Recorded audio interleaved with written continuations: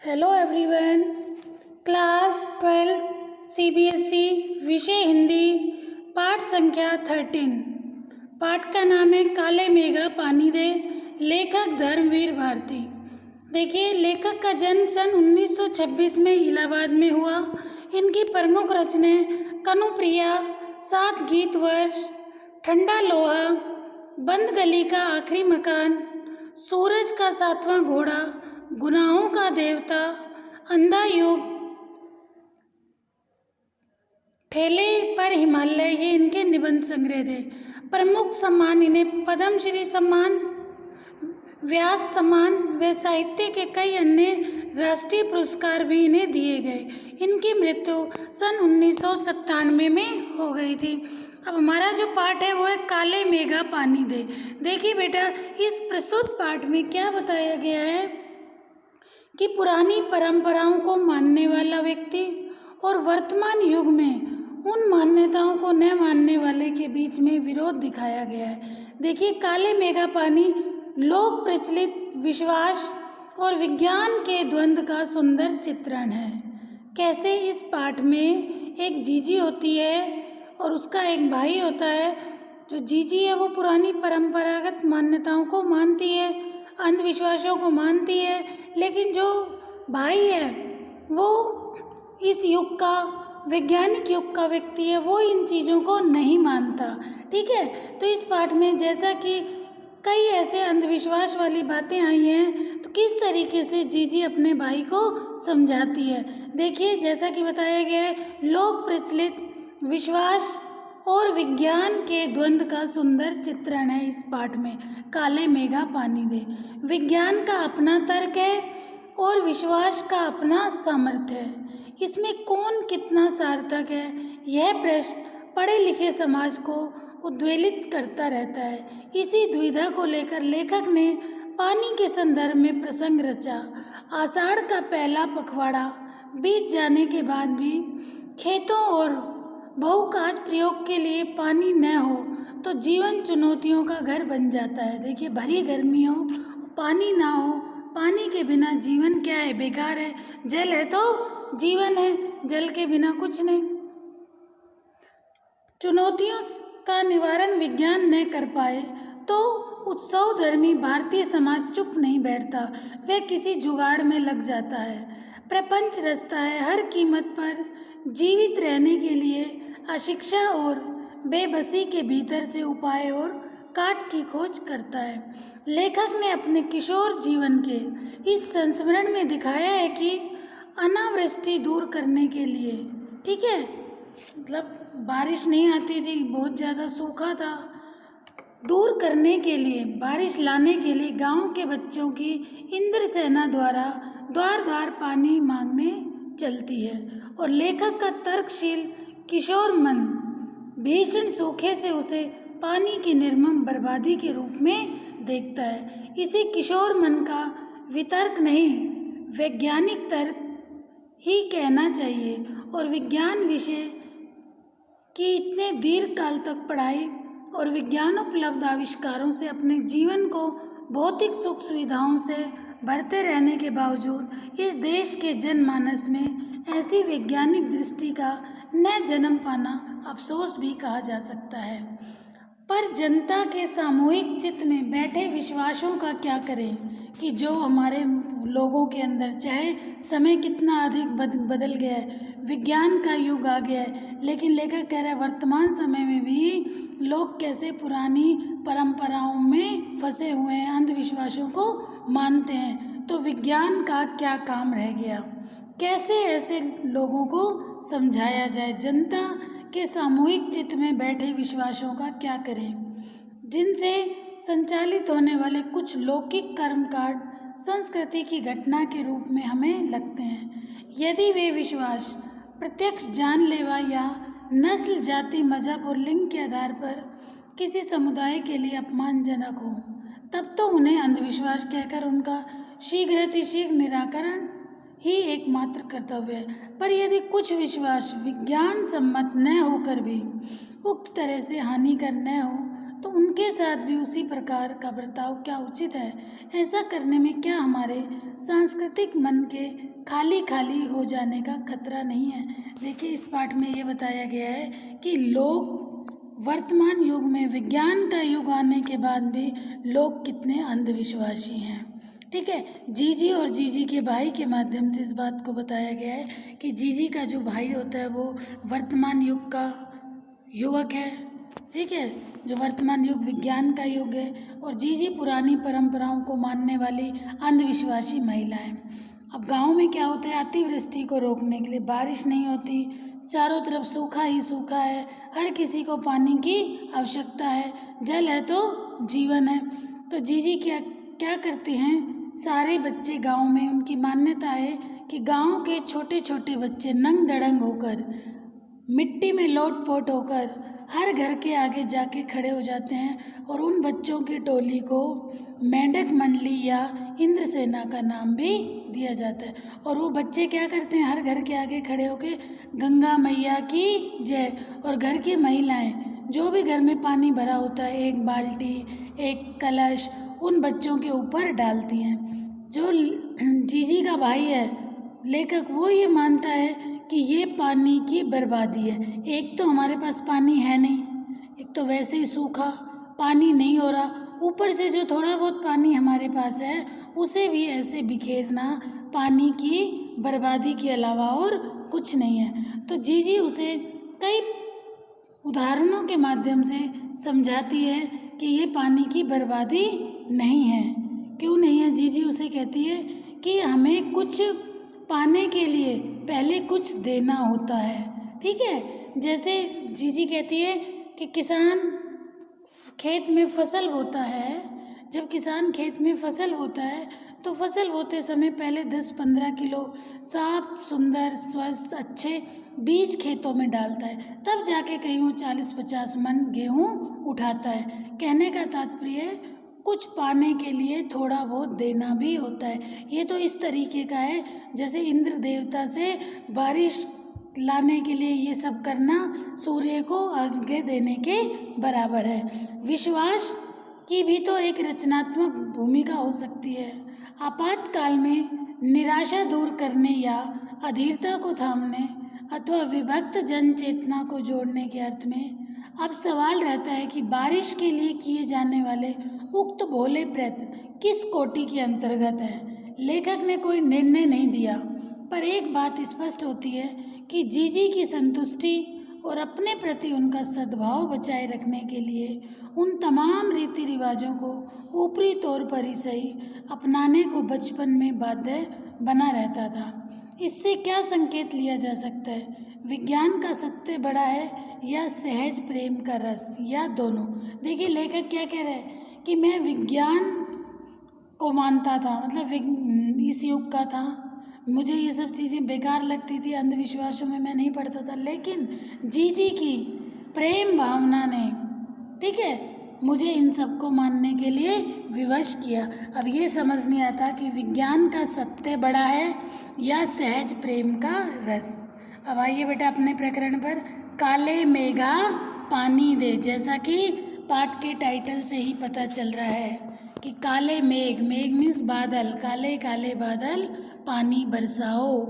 उन लोगों के दो नाम थे, किन लोगों के, जैसा कि मैंने आपको अभी बताया कि गांव में एक परंपरा थी, लोग इस विश्वास को मानते थे, अंधविश्वास को, कि गांव के छोटे छोटे बच्चे नंग दड़ंग होकर गली गली जाकर हर घर के आगे खड़े हो जाते थे, और जैसे पिक्चर में दिखाया गया चित्र में ऊपर से पानी डल रहा है तो खड़े हो जाते थे और क्या बोलते थे, गंगा मैया की जय, और घर की महिलाएं उनके ऊपर पानी डालती थी।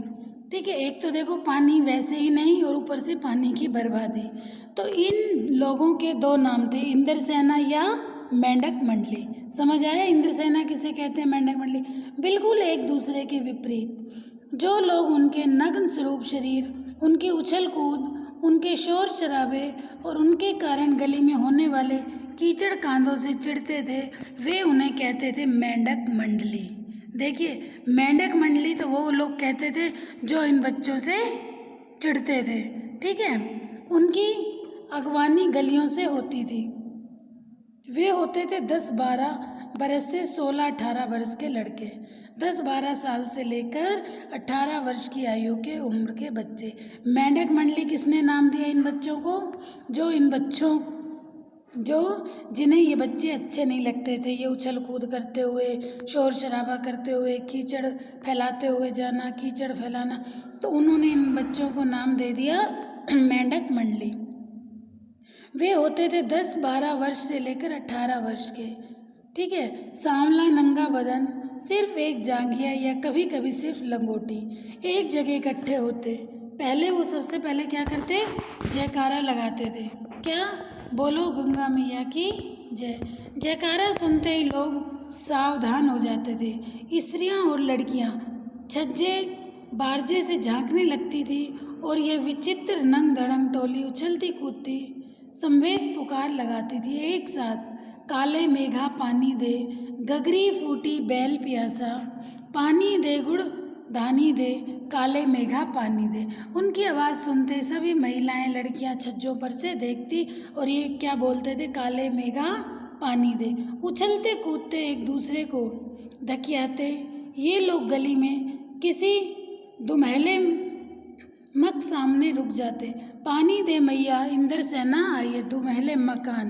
दुमहले मकान अर्थात 2 मंजिले मकानों के आगे जाकर रुक जाते थे और क्या कहते थे? पानी दे मैया इंद्रसेना आई है। और जिन घरों में आखिर जेठ या शुरू आषाढ़ के उन सूखे दिनों में पानी की कमी भी होती थी, जिन घरों में कुएं भी सूखे होते थे, उन घरों से भी सहेज कर रखे हुए पानी में से, सहेज कर जो पानी रख रखा है कि जब पानी बिल्कुल ख़त्म हो जाएगा तो काम आएगा, पानी में से बाल्टी या घड़े भर भर कर उन बच्चों के सर से पैर तक तर कर दिया जाता था।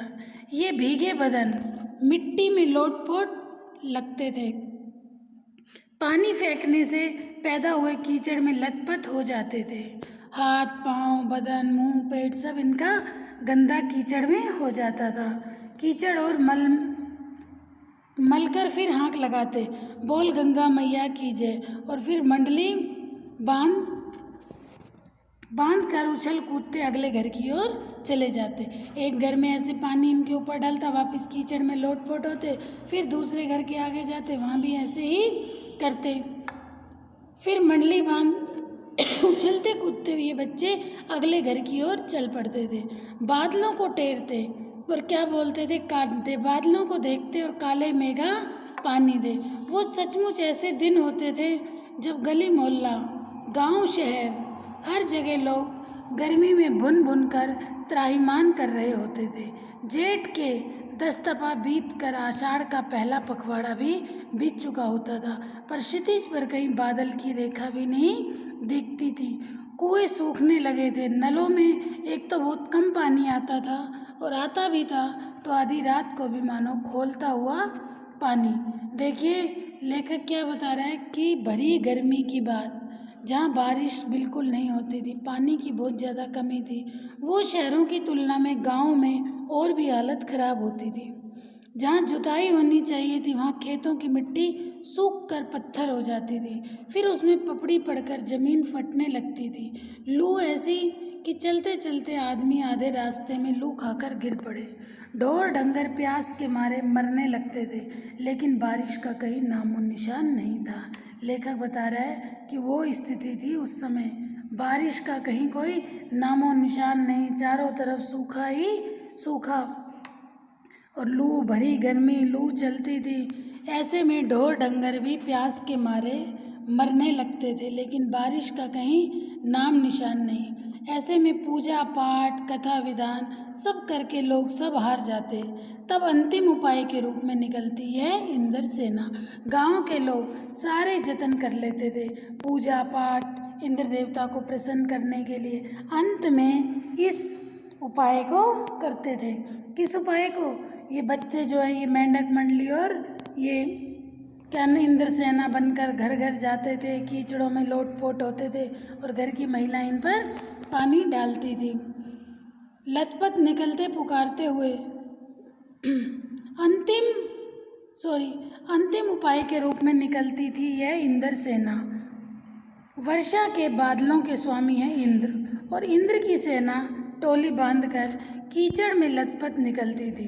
पुकारते हुए मेघों को, पानी मांगते हुए प्यासे गलों और सूखे खेतों के लिए पानी की आशा पर जैसे सारा जीवन आकर टिक गया हो। बस एक बात मेरी समझ में नहीं आती थी, लेखक कह रहे हैं कि जब चारों ओर पानी की इतनी कमी है तो लोग घर में इतनी कठिनाई से इकट्ठा रखा हुआ पानी बाल्टी में भर भर कर इन पर क्यों फेंकते हैं। ऐसी निर्मम बर्बादी है पानी की।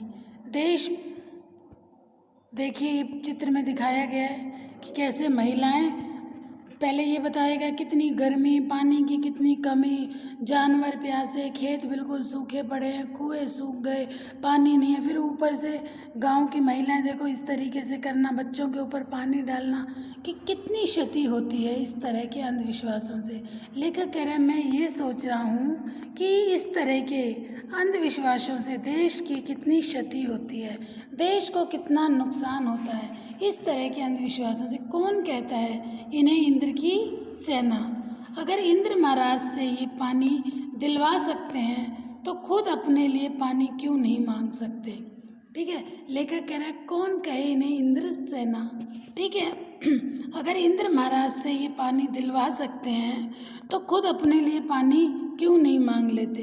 क्यों मोहल्ले भर का पानी नष्ट करवाते घूमते हैं? नहीं, यह सब पाखंड है, अंधविश्वास है। ऐसे ही अंधविश्वासों के कारण हम अंग्रेजों से पिछड़ गए और गुलाम बन गए। जीजी का जो भाई है वो क्या कहता है कि हम इन्हीं सभी अंधविश्वासों के कारण ही हमारा भारत देश जो है वो अंग्रेजों से पिछड़ गया, कि हम क्या हैं, अंधविश्वासी। हम अंधविश्वासों में पड़े रहते। मैं असल में था तो इन्हीं मेंढक मंडली वालों की उम्र का, लेखक कह रहे हैं, पर कुछ तो बचपन के आर्य समाजी संस्कार थे और एक कुमार सुधार सभा कायम की थी, उसका उपमंत्री बना दिया गया था। सो समाज सुधार का जोश कुछ लेखक का बता रहे ज़्यादा ही था। उसका अंधविश्वास के खिलाफ तो तर्कस में तीर रखकर घूमता रहता था। मतलब अंधविश्वास तो मुझे बिल्कुल भी अच्छे नहीं लगते थे, मगर मुश्किल यह थी कि मुझे अपने बचपन में जिससे सबसे ज़्यादा प्यार मिला वो थी मेरी जीजी। लेखक कह रहे मुझे अंधविश्वास बिल्कुल भी पसंद नहीं थे, लेकिन मैं मजबूर था। बचपन में मुझे सबसे ज़्यादा जिसने प्यार किया वो थी मेरी जीजी।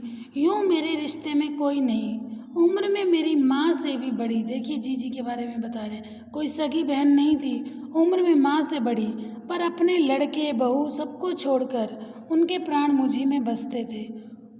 और वे थी उन तमाम रीति रिवाजों, तीज त्योहारों, पूजा अनुष्ठान की खान जिन्हें कुमार सुधार सभा का यह उपमंत्री अंधविश्वास कहता था और उन्हें जड़ से उखाड़ फेंकना चाहता था। पर मुश्किल यह थी, लेखक कह रहे कि मैं इन सब अंधविश्वासों को बिल्कुल समाप्त करना चाहता था, लेकिन मुश्किल यह थी कि उनका कोई पूजा विधान, कोई भी त्यौहार, कोई भी अनुष्ठान बिना मेरे पूरा नहीं होता था। दिवाली है तो गोबर और कोड़ियों से गोवर्धन साथियाँ बनाने में लगा हूँ। जन्माष्टमी है तो रोज़ 8 दिन की झांकी तक को सजाने, पंजीरी बांटने में लगा हूँ। हर छठ है तो छोटी रंगीन कुल्हियों में भूजा भर रहा हूँ। किसी से भुना चना, किसी से भुनी मटर, किसी से भुने अरवा चावल, किसी से भुना गेहूँ। जीजी ये सब मेरे हाथों से करवाती थी ताकि उनका पुण्य मुझे मिले, केवल मुझे। लेखक क्या कह रहे कि मैं सब अंधविश्वास को बिल्कुल नहीं मानता था, मैं इन सारे अंधविश्वासों को समाप्त करना चाहता था, मुझे बिल्कुल भी अच्छे।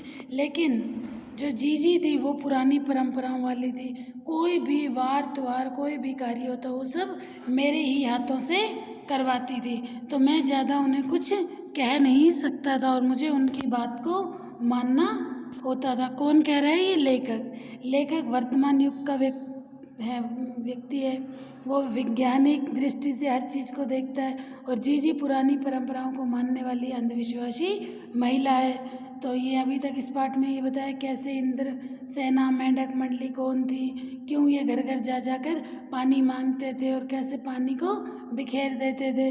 ठीक है, और लेखक को ये सब चीज़ें बिल्कुल अच्छी नहीं लगती थी। एक तो पानी की है नहीं और ऊपर से पानी की बर्बादी। लेकिन लेखक ने बताया कि जो जीजी थी